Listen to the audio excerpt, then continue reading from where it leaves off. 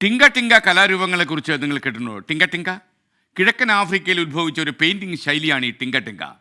Smitha ഹരിദാസിൻ്റെ Tanzania വിശേഷങ്ങളിലേക്കാണ് ഇനി പോകുന്നത്. ടിങ്ക ടിങ്കയുടെ പിന്നാലെ സ്മിത ഹരിദാസ്. ടാൻസാനിയയിലേക്ക് വരുന്നു എന്ന് പറഞ്ഞപ്പോൾ തന്നെ ഒരുപാട് സംശയങ്ങൾ, ഒരുപാട് ചോദ്യങ്ങൾ. അതിൽ ഏറ്റവും പ്രധാനമായിട്ട് അവിടെ എന്താണുള്ളത്, അവിടെ വരണ്ട ഭൂമിയല്ലേ എന്ന് ചിലർ ചോദിക്കും. ചിലർ അവിടുത്തെ സേഫ്റ്റി, സെക്യൂരിറ്റി അതിനെക്കുറിച്ചാണ് ചോദിക്കുക. പക്ഷെ ഇവിടെ വന്നപ്പോൾ ഇതൊന്നും ഒരു വിഷയമേ അല്ല. നല്ല പച്ചപ്പുള്ള മനോഹരമായ സ്ഥലങ്ങൾ, ചില സ്ഥലങ്ങളിൽ ചെല്ലുമ്പോൾ നമുക്ക് തോന്നും ഇത് കേരളം തന്നെയല്ലേ എന്ന് തോന്നും. ഇത് നമ്മുടെ കേരളത്തിൽ നമ്മൾ യാത്ര ചെയ്ത ചില സ്ഥലങ്ങളല്ലേ എന്ന് തോന്നും.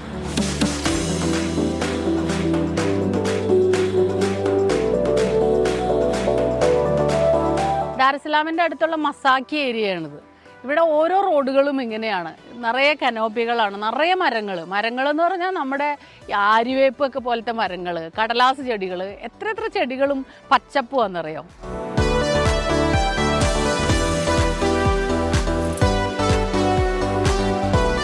ടാൻസാനിയയിലെ ടിങ്ക ടിങ്ക പെയിൻറ്റിങ്സ്, അത് ഇപ്പോൾ ഞാനിവിടെ നിൽക്കുന്നത് ഈ റോഡ് സൈഡിലുള്ള ടിങ്ക ടിങ്ക പെയിൻറ്റിങ്സിൻ്റെ അടുത്താണ്.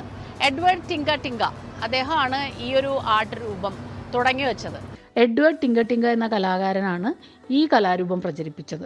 16 വയസ്സുവരെ വീട്ടുജോലി ചെയ്താണ് ദാറുസലാമിൽ അദ്ദേഹം ജീവിച്ചിരുന്നത്. ഒരു ഇന്ത്യൻ കുടുംബത്തിൽ ജോലി ചെയ്തുകൊണ്ടിരിക്കുമ്പോൾ ഹിന്ദു പുരാണങ്ങളെക്കുറിച്ചും കഥാപാത്രങ്ങളെക്കുറിച്ചും അറിയാനിട വന്നു. അതിനുശേഷം നെഗറ്റീവ് കഥാപാത്രങ്ങൾക്ക് രാവണന് നൽകിയതുപോലെ കറുത്ത നിറം നൽകാൻ തുടങ്ങി. വന്യമായ കഥാപാത്രങ്ങളൊക്കെ തന്നെ ആ ഇൻഫ്ലുവൻസിൽ നിന്നും ആ രീതിയിലുള്ള പെയിൻറ്റിങ്ങിലേക്ക് കടന്നു വരാൻ തുടങ്ങി. ഇപ്പോൾ ആഫ്രിക്കയുടെ പ്രത്യേകതകളുണ്ട്. ഇപ്പോൾ ജിറാഫ് ഉണ്ട്, ഇവിടുത്തെ കടലിൻ്റെ അല്ലെങ്കിൽ എലഫൻസ് ഉണ്ട്, ആഫ്രിക്കൻ ആനകളുണ്ട്. ഇവിടുത്തെ വൈൽഡ് ലൈഫിനെ കുറിച്ച് കടൽ തീര നഗരം എന്നാണ് ദാറുസലാം അറിയപ്പെടുന്നത് തന്നെ. അപ്പോൾ ഇവിടുത്തെ കടൽ യാത്രകൾ, ചരിത്രം എങ്ങനെയാണ്, കടൽ യാത്രകളിലൂടെ ആരെല്ലാം ഇവിടെ വന്നു, അധിനിവേശത്തിൻ്റെ കഥകളുണ്ട്. അതൊക്കെ ഈ ആർട്ട് രൂപത്തിൽ നമുക്ക് കാണാൻ കഴിയും. ഇവിടുത്തെ ഒരു സ്പെഷ്യാലിറ്റി എന്താണോ അതെല്ലാം കലയിൽ കാണും.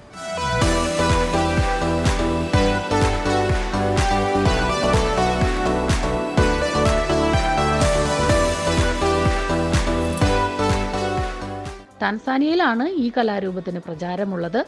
അദ്ദേഹത്തിന് ശേഷം അദ്ദേഹത്തിൻ്റെ ബന്ധുക്കൾ, സുഹൃത്തുക്കൾ, അനുയായികളൊക്കെ ഓരോ കാലത്തിനനുസരിച്ച് വികസനം, അതുപോലെയുള്ള മറ്റു പുരോഗതികൾ, രാജ്യത്തിന് വന്ന മാറ്റങ്ങൾ, ജനജീവിതത്തിൽ വന്ന മാറ്റങ്ങൾ, ഇതെല്ലാം ഈ കലാരൂപത്തിൽ പ്രതിഫലിക്കുന്ന വിധത്തിൽ അതിന് മാറ്റങ്ങൾ വരുത്തിക്കൊണ്ടേയിരുന്നു.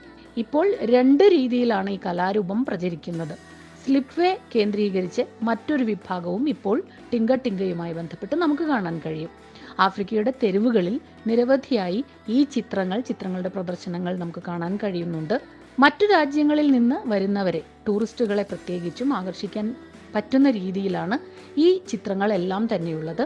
ഇത് വിമാനത്തിൽ കയറ്റി കൊണ്ടുപോകാൻ വേണ്ടി വളരെ ലളിതമായി കനം കുറഞ്ഞ രീതിയിലാണ് ഈ പെയിൻറ്റിങ്ങുകളെല്ലാം നമുക്ക് വാങ്ങാൻ കിട്ടുക. അത് വലിയ തുകയൊന്നും കൊടുക്കാതെ തന്നെ വാങ്ങാൻ കഴിയുന്നവയുണ്ട്. പക്ഷേ വലിയ വില പിടിച്ച ചിത്രങ്ങളും പെയിൻറ്റിങ്സും നമ്മൾ ഈ ശേഖരങ്ങളിൽ കണ്ടു. ഈ ടിങ്ക ടിങ്ക പെയിൻറ്റിങ്സിൽ നോക്കിക്കഴിഞ്ഞാൽ നമുക്ക് ആഫ്രിക്കൻ ജീവിതം കൃത്യമായിട്ട് അറിയാൻ കഴിയും. അത് ആദ്യം മുതൽ അവസാനം വരെയുള്ള അവരുടെ ജീവിതത്തിന് വന്നിട്ടുള്ള മാറ്റങ്ങൾ ഒക്കെ അറിയാൻ പറ്റും. ചരിത്രമുണ്ട് ഇതിൽ, കൾച്ചറുണ്ട്, എവറിത്തിങ് ഈസ് ഹിയർ.